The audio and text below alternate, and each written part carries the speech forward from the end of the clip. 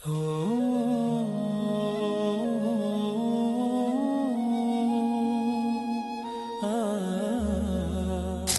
یہ در حقیقت اندھے کی لاٹھی سے نہیں چلنے والی بات، یہ تو ماہر کی کا کام ہے کہ وہ تجویز کرے کہ تمہارے لیے خاص طور پر ذکر یہ ہے۔ در حقیقت ہمارے جو یہ سلسلے تھے سلوک کے، بڑے ماہر ہوتے تھے، یہ لوگ بڑے ماہر اطباء تھے۔ یہ جو علم نفسیات ہے اس کے ہمارے صوفیاء سے بڑھ کر کبھی کوئی عالم گزرا ہی نہیں دنیا میں۔ فرائیڈ کیا ہے اور ایڈلر کیا ہے اور یونگ کیا ہے، بچے ہیں۔ ہمارے صوفیاء کرام نے جس طرح انسان کی نفسیات کو سمجھا اور وہ ان کی مناسبت سے تجویز کرتے تھے، لیکن اس کو رکھا جائے گا چوتھے نمبر پر۔ جیسے مولانا احمد علی صاحب فرمایا کرتے تھے، بھائی اس آیت کا مراقبہ کیا کرو۔ مراقبہ کیا مانی؟ اب ان الفاظ کو بھی ہم نے خام خواہ کچھ خاص ایک شکل دے دی۔ مراقبہ کیا؟ توجہ کرنا، دھیان کرنا، خاص اس آیت کے اوپر، اس کے معانی پر اپنے ذہن کو جمانا۔ وہ کیوں ہے؟ تاکہ آپ کے اندر جو کمی ہے اس کی تلافی اس سے ہو۔ لیکن یہ کہاں آئے گا؟ چوتھے نمبر پر۔ سمجھ گئے؟ تو نفاق سے بچنے کا ذریعہ، پریونشن کیا ہے نفاق سے؟ دوام ذکر۔ نہ تمہیں تمہاری اولاد، نہ تمہارے اموال، نہ تمہاری تجارت، نہ کاروبار اللہ کے ذکر سے غافل نہ کر سکے۔ پنجابی میں کہتے ہیں کہ ہتھ کارول اور دل یارول۔ کام کر رہے ہیں آپ، لیکن یہ کہ دل اللہ کے ساتھ لگا ہوا ہے، زبان تر ہے اللہ کی یاد سے۔ جو قرآن یاد ہے، گاڑی میں آپ بیٹھے جا رہے ہیں، 2 گھنٹے آپ کو کار میں لگانے ہیں، قرآن شریف پڑھتے جائیے، اس سے بڑا ذکر ہی کوئی نہیں۔ یہ ہے پریونشن۔ اب اگر مرض ہو جائے تو کیا؟ اس کے لیے 2 چیزیں ضروری ہیں۔ ایک دیکھیے، عجیب ہے یہ، نفاق کا علاج انفاق سے۔ صرف ایک الف لگا نا، انفاق کے معنی اور ہے۔ یہ بنا ہے کس سے؟ نفقت الدراہم، پیسے ختم ہو گئے، مک گئے، یا نفق الفرس، گھوڑا مر گیا۔ تو مال کو کھپانا، لگانا اللہ کی راہ میں، اگر دل میں نفاق کی کوئی آلائش آئی ہے تو اس کا ازالہ ہوگا انفاق فی سبیل اللہ سے۔ مال اللہ کی راہ میں دیجئے، صدقہ کیجئے، خیرات کیجئے، دیجئے، اللہ کے دین میں لگائیے۔ جتنا لگائیں گے نفاق دھل جائے۔ اس لیے کہ اصل سبب نفاق کا ہے ہی حب دنیا، دنیا کی محبت۔ لہذا اس کا ازالہ ہوگا جو سب سے محبوب شے ہے، مال۔ انہ لحب الخیر لشدید، مال محبوب ترین ہے کہ نہیں؟ لہذا اس کو اللہ کی راہ میں لگائیں گے تو وہ نفاق دھل جائے گا۔ اور ایک اور چیز ہے جو بہت اہم ہے، بہت ہی شعوری طور پر اس کا اہتمام کیجئے۔ جس وقت دین کے کسی فرض کی انسان کو سمجھ آ جائے، اس کا شعور پیدا ہو جائے، کہ ڈیلے نہ ہو، ذرا سا ڈیلے جو ہے اس پر عمل کرنے میں، یہ در حقیقت نفاق کو جڑ پکڑنے کا موقع دینا ہے۔ Immediate action. ایک بات سمجھ میں آ گئی، فوراً عمل کرو۔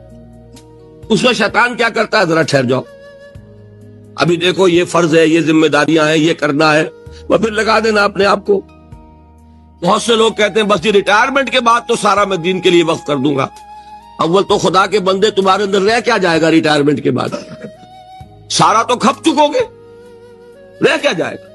دوسرے یہ کہ یہ بھی جان لیجئے کہ کار دنیا کسے تمام نہ کر، ریٹائرمنٹ کے بعد کون فارغ ہو جاتا ہے؟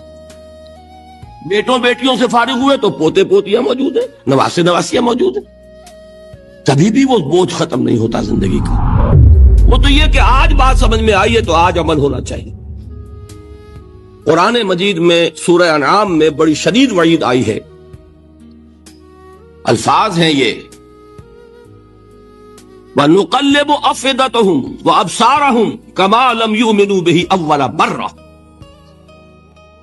انسان پر ایک حقیقت کا انکشاف ہوا کہ یہ بات حق ہے، فوراً تسلیم کرے۔ کسی مصلحت کی وجہ سے، کسی بزدلی کی وجہ سے، کسی لالچ کی وجہ سے، کسی اپنی سیادت یا قیادت کی وجہ سے، کیسے مان لوں؟ لوگ کہیں گے کہ یہ یہ نیچے ہو گیا وہ اونچا ہو گیا جس کی بات مانی، کسی وجہ سے رک گئے، تو اللہ تعالی اندر سے وہ جو استعداد ہے حق کو پہچاننے کی وہ سلب کر لیتا ہے۔ وَنُقَلِّبُ أَفْئِدَتَهُمْ وَأَبْصَارَهُمْ، ہم الٹ دیں گے ان کے دلوں کو بھی اور ان کی آنکھوں کو بھی۔ کیوں؟ كَمَا لَمْ يُؤْمِنُوا بِهِ أَوَّلَ مَرَّةٍ، اس لیے کہ وہ پہلی مرتبہ جب انکشاف حق ہوا ہے وہ ایمان نہیں لائے۔ اس کا میں ایک واقعہ آپ کو سنانا چاہتا ہوں کہ کس طرح صحابہ کرام پر بھی وقتی طور پر یہ واقعہ اگر صحابہ کرام کا نہ ہوتا تو یہ حقائق سمجھ میں نہ آتے۔ غزوہ تبوک کے موقع پر یہ میں جملہ انکمپلیٹ رہ گیا، ضعف ایمان کا حملہ ہو جاتا تھا، نفاق کا نہیں معاذ اللہ، لیکن ضعف ایمانی کی اگلی منزل شروع ہو جاتی ہے نا نفاق۔ جہاں جھوٹ بولنا شروع کیا نفاق، جھوٹی قسمیں کھانی شروع کی سیکنڈ سٹیج، اور جہاں مومنین صادقین سے بغض اور عداوت پیدا ہو گیا تو تھرڈ سٹیج۔ تو وہ ضعف ایمان کا کیسے ہوتا ہے یہ حضرت کعب ابن مالک نے بڑی تفصیل سے بیان کیا ہے۔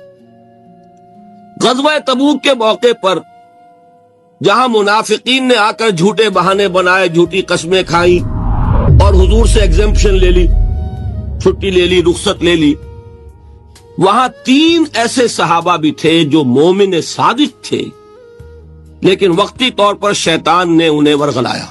کیسے ورغلایا وہ سمجھ لیجیے۔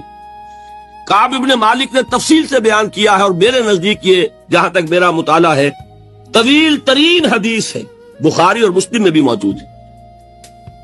حضور جب واپس آئے ہیں اور اب آپ نے ایک ایک کو بلایا، جن لوگوں نے تو پہلے جھوٹی قسمیں کھا لی تھی ان کو تو بلانے کی ضرورت نہیں تھی، لیکن کچھ لوگ ایسے بھی تھے کہ جنہوں نے ایگزمپشن بھی نہیں لی تھی اور گئے بھی نہیں تھے۔ اب ان کو آپ نے ایک ایک کر کے پیشی ہوئی، آپ کیوں نہیں گئے تھے؟ تو اب جو منافقین تھے ان میں سے انہوں نے اس موقع پہ جھوٹی قسمیں کھا لی۔ خدا کی قسم حضور ہم تو بالکل تیار تھے، پوری میں نے تیاری بھی کر لی تھی، پورا ارادہ تھا، یہ وقتی طور پر یہ مصیبت مجھ پر آ پڑی۔ جس نے قسم کھائی انہوں نے کہا اچھا ٹھیک ہے جائیے۔ کعب ابن مالک کی باری آئی تو ان کے الفاظ اپنے یہ کہ جب میں پیش ہوا تو حضور کے چہرے مبارک پر ایک غصے والی مسکراہٹ تھی، زہر خند کہتے، ایک مسکراہٹ ہے لیکن غصے کے ساتھ، غضبناک۔ آپ فرمائیے آپ کیوں نہیں گئے؟ حضرت کعب یہ فرماتے ہیں کہ میں نے عرض کیا کہ حضور زبان میرے پاس بھی ہے، جھوٹ میں بھی بول سکتا ہوں، لیکن جھوٹ بول کر میں اس وقت آپ کی ناراضگی سے تو بچ جاؤں گا لیکن اللہ کے پکڑ سے نہیں بچ سکوں گا۔ میں اعتراف کرتا ہوں کہ جتنا صحت مند میں اس زمانے میں تھا کبھی نہیں تھا، جتنا فارغ البال اس وقت تھا کہ میرے پاس ساز و سامان موجود تھا راستے کے لیے، اتنا میں کبھی نہیں تھا۔ لیکن ہوا کیا؟ ہوا یہ کہ مجھے میرے نفس نے، شیطان نے پٹی پڑھائی۔ وہ پٹی کیا پڑھائی کہ حضور تو 30,000 کے لشکر کے ساتھ چلیں گے تو لشکر تو سلولی موو کرے گا نا، تمہارے پاس بڑی تکڑی، بڑی توانا صحت مند اونٹنی ہے، تم ذرا 2 دن بعد چلنا تیزی کے ساتھ اور حضور سے مل جانا، بس یہ تاخیر کا حربہ۔ تو انہیں خیال آیا کہ ابھی 2 دن گھر کی ٹھنڈی چھاؤں ہے، میں یہاں پہ جو آرام ہے وہ کر لوں۔ مجھے جگر کا شعر یاد آیا ہے کہ تپتی راہیں مجھ کو پکاریں، دامن پکڑے چھاؤں گھنیری۔ ایک طرف فرض کی پکار ہے، اس میں تو ظاہر بات ہے کہ وہ تپتی راہیں ہیں، لا تنفروا فی الحر سنا چکا ہوں آیت۔ یہاں گھر میں، نخلستان میں، کھجوروں کی چھاؤں میں، اہل و عیال میں یہ ٹھنڈی چھاؤں جو ہے یہ پکڑ رہی ہے، بھائی 2 دن ٹھہر کے چلے جانا، ٹھیک ہے، کوئی نیت میں خرابی نہیں نا۔ اس کے بعد پھر جب ابھی 2 دن اور ٹھہر جاؤ، یہ تو بڑا لمبا سفر ہے، ذرا تیز اور دوڑ لینا۔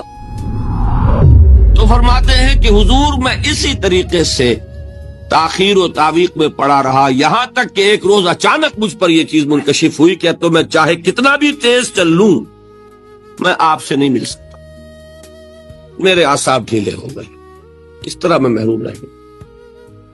حضور نے بائیکاٹ کا حکم دیا صحابہ کو، 3 صحابہ تھے ایسے، 2 اور تھے جنہوں نے اسی طریقے سے اعتراف کیا حضور نے حکم دے دیا کوئی ان سے گفتگو نہ کرے. سوشل بائیکاٹ بڑی سخت سزا تھی جو دی گئی ہے، اس کی بڑی تفاصیل ہے. اللہ تعالیٰ شوق دے تو وہ حدیث پوری پڑھیے. میں نے تو 2 جمعوں میں ایک مرتبہ صرف اس ایک حدیث کو بیان کیا تھا. شاید کہیں کیسٹس ہوں میرے ہاں، ہمارے نمبر کوئی مجھے یاد نہیں ہے، لیکن یہ بڑی عجیب حدیث ہے. لیکن اس میں جو اصل سبق ہے وہ کیا ہے؟ اس طریقے سے شیطان لے تو لال، تاخیر، تعویق، ابھی کیا جلدی ہے، ذرا اس کام سے فارغ ہو لو، ذرا پھر تلافی کر لینا، ذرا زیادہ زور سے کام کر لینا. یہ وہ چیز ہے کہ جو وہ تو خیر صحابی تھے، بچ گئے. اگر وہاں جھوٹی قسم بھی کھا دیتے تو گئے تھے.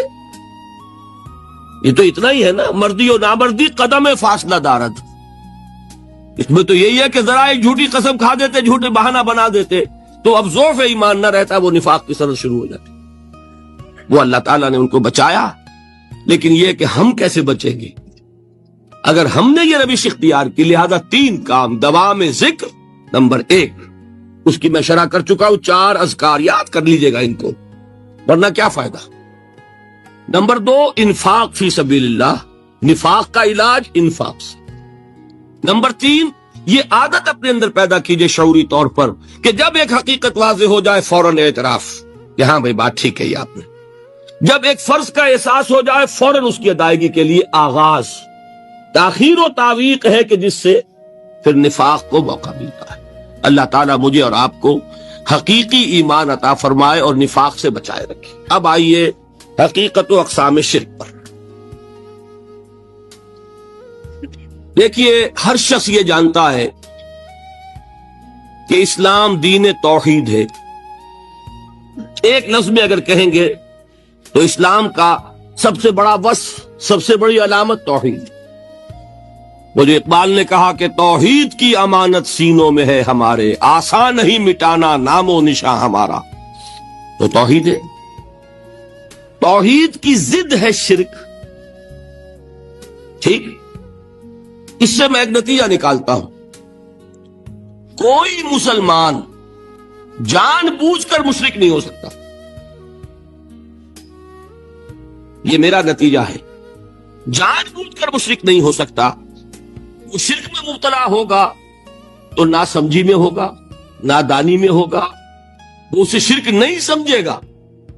یہ ممکن نہیں ہے کہ کوئی مسلمان ہو، گیا سے گیا مسلمان، گزرا سے گزرا مسلمان، گھٹیا سے گھٹیا مسلمان، لیکن وہ شرک کو شرک سمجھتے ہوئے اس میں آلودہ ہو جائے.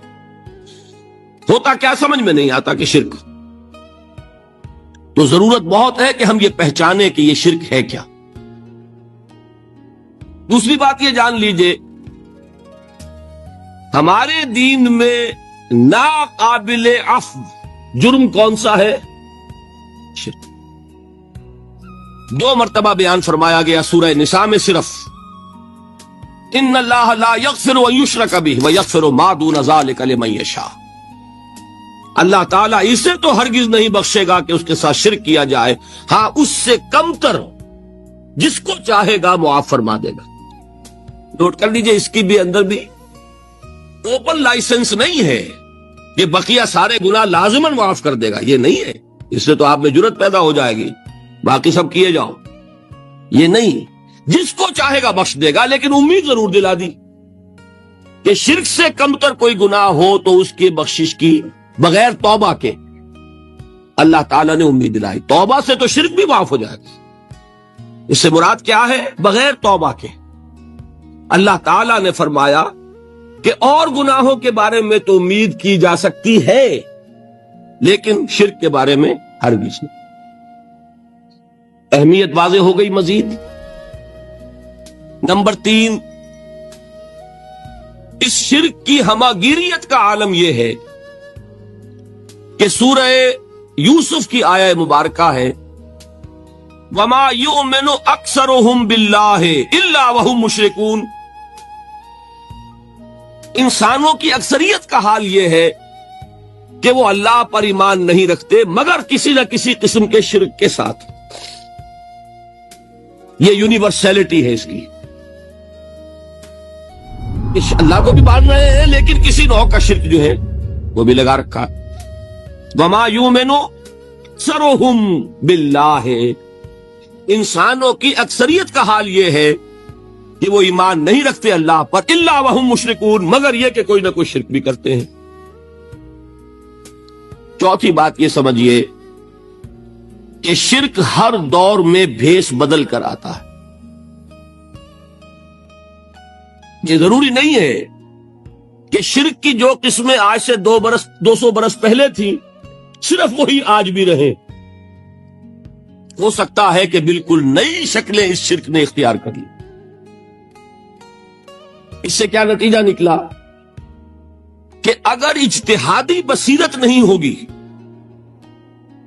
تو ہو سکتا ہے کہ ایک شخص جو ہمارے سابق علماء نے لکھ دیا کہ یہ چیز شرک، یہ چیز شرک، یہ چیز شرک، یہ چیز شرک، آج سے 500 برس پہلے کا انسان، بڑے سے بڑا عالم دین، اپنے زمانے کے شرک کو پہچان کر تو لکھ سکتا ہے، اس سے تو آپ بچ رہے ہیں۔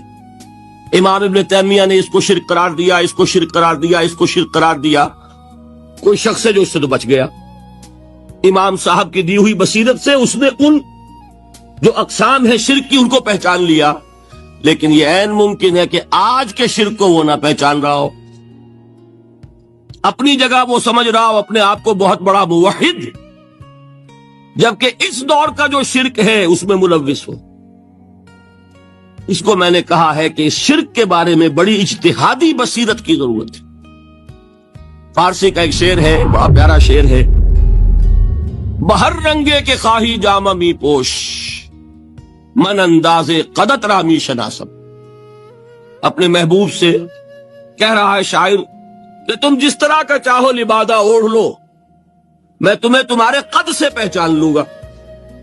کتنا ہی چھپا لو اپنے آپ کو، کیسے ہی لباس بدل لو، بہر رنگے کے خواہی جامہ می پوش، من انداز قدت رامی شناسب، میں تمہارے قد سے تمہیں پہچان لوں۔ یہ اگر بصیرت نہ ہو کہ شرک کو اس کے قد سے پہچان سکیں آپ، اس کے لیے ضرورت ہے اصولوں کی۔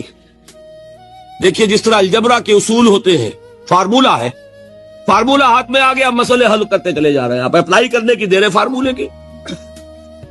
اگر آپ نے صرف گنتی کر کے کسی زمانے کے شرک وہ تو سمجھ لیے، لیکن وہ بصیرت باطنی حاصل نہیں ہوئی، اجتہادی بصیرت، وہ اصول ہاتھ میں نہیں آئے کہ جس سے آپ پہچان سکیں، تو ہو سکتا ہے کہ اس دور کے شرک کو آپ نہ پہچان سکیں۔ اس کے لیے ضرورت ہے کہ اصل اصول ہاتھ میں آ جائیں تاکہ ان اصولوں کو اپلائی کریں۔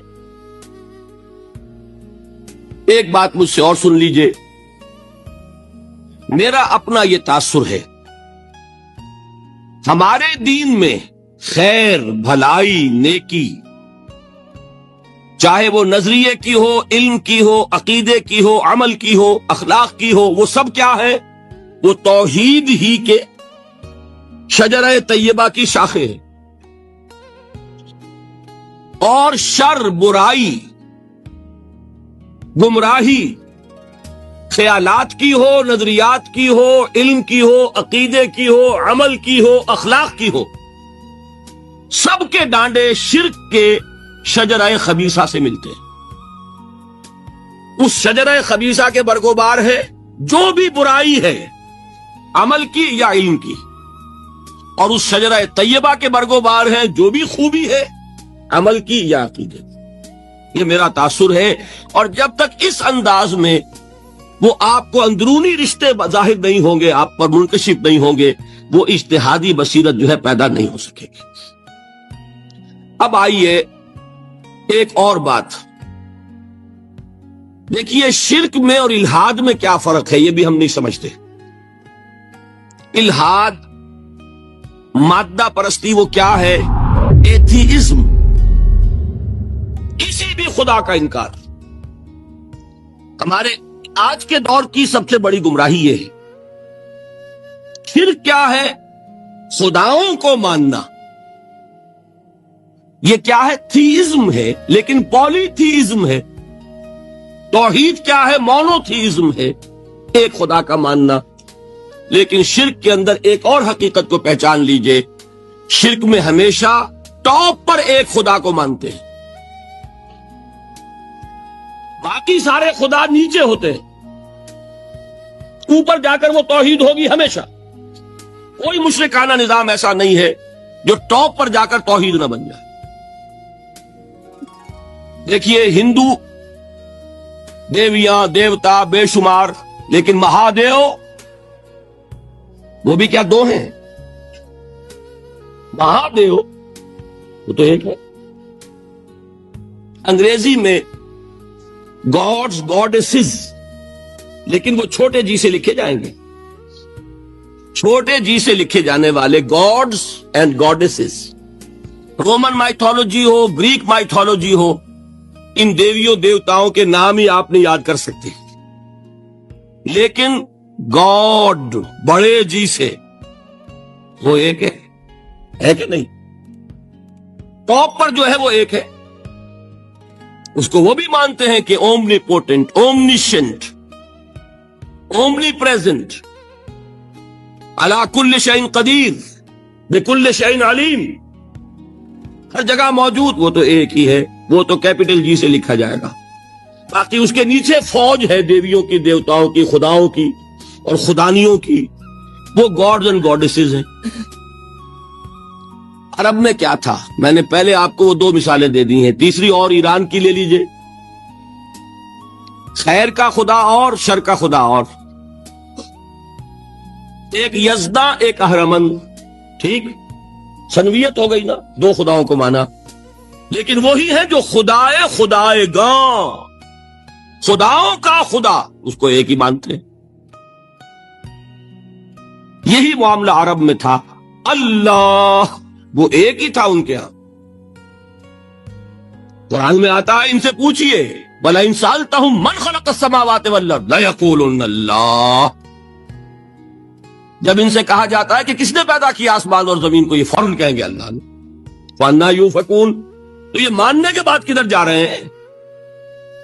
وہ کیا کہتے تھے کہ وہ بڑا اللہ تو ایک ہی ہے، لیکن چھوٹے آلہہ ہیں. آلہہ اور اللہ میں وہی فرق ہے جو کیپٹل جی کا گاڈ اور چھوٹے جی سے گاڈز اینڈ گاڈیسز. وہی فرق ہے کہ جو مہادیو اور دیویوں اور دیوتاؤں میں ہے، وہی وہاں تھا. اللہ وہ ایک اور سپریم، سب سے بالا تر، اس سے اوپر کوئی نہیں، تخلیق میں اس کا کوئی ساجی نہیں. لیکن اس نے کچھ آلہہ ہیں جنہیں کچھ اختیارات تقسیم کیے ہوئے، کچھ اس کے لاڈلی ہستیاں ہیں جو سفارش کر سکتی ہیں. بس یہ شرک تھا مشرکین مکہ. آپ سمجھ رہے ہیں؟ اس کا جائزہ لیں گے تو آپ کو، اور جو آج شرک کی اقسام میں بیان کروں گا اس کو ہاتھ میں لیں گے تو کسی موحد کا تلاش کرنا مشکل ہو جائے گا. ڈھونڈ اب ان کو چراغ رخ زیبا لے کر. آج جن کا نام مسلمان ہے ان کی اکثریت کسی نہ کسی نوع کے شرک میں مبتلا ہے. اب آئیے اقسام شرک. اقسام شرک میں بھی وہی کیفیت ہے جو نفاق کے بارے میں نے عرض کی تھی کہ ایک تقسیم یہ ہے جو علماء نے کی ہے، ایک ہے عقیدے کا نفاق، ایک ہے عمل کا نفاق. اسی طرح ایک ہے عقیدے کا شرک، ایک ہے عمل کا شرک. عقیدے میں نہیں ہے، عمل میں ہے. ایک تقسیم آپ نے سنی ہوگی شرک جلی، شرک خفی. ایک ہے ننگا شرک، کھلم کھلا شرک. ایک ہے چھپا ہوا شرک جو نظر نہیں آتا. لیکن ایک مغالطہ اپنے دل سے نکال دیجئے، بعض لوگ شرک خفی کو شرک نہیں سمجھتے. یہ بہت بڑی غلطی ہے. اگر وہ شرک نہ ہوتا تو حضور اسے شرک نہ کہتے.